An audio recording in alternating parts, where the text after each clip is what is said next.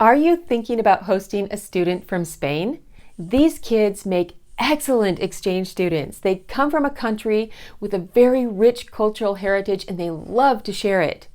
But that said, their culture is very different from US culture. So in this video, I'm going to share 3 secrets for success so that you can host a student from Spain happily ever after.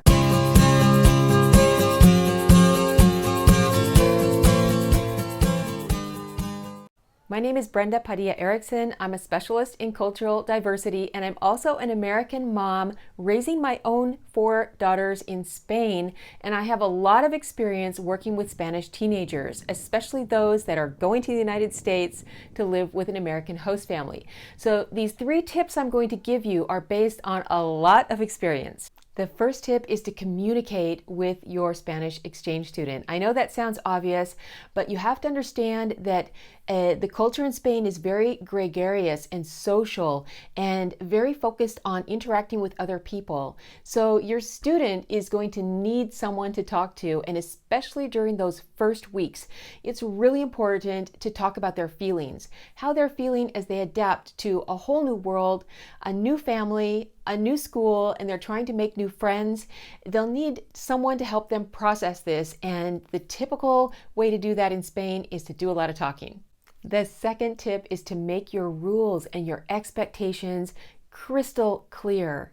Now, ICES has an amazing handout. It's called Home Sweet Home. There's a link to the handout in the description below this video, and I highly recommend that you use it to map out your own expectations and the rules in your home and the way that you like things done. Spanish kids tend to be eager to please, but they can't please you if they don't know exactly what you want.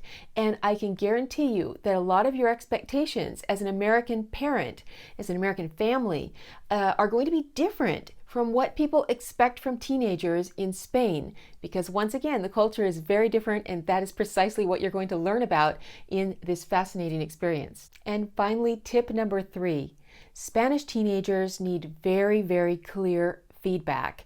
What do I mean by that? I mean, don't sugarcoat anything you need to say to this Spanish teenager. They do need you to be kind and affectionate and loving. They need to know that you care.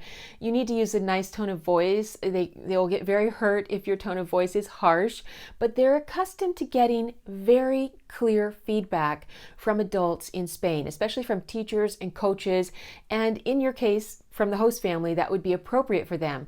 If you try to sugarcoat your feedback, basically what happens is they just don't get it. They hear the sugarcoating, but they don't get the message. Now, I've written another blog post about giving feedback to foreigners, which is very applicable here. You can find a link to that article in the description below the video. So there you go. 3 handy tips. These are secrets for successfully hosting a student from Spain. Once again, Spanish teenagers make excellent exchange students.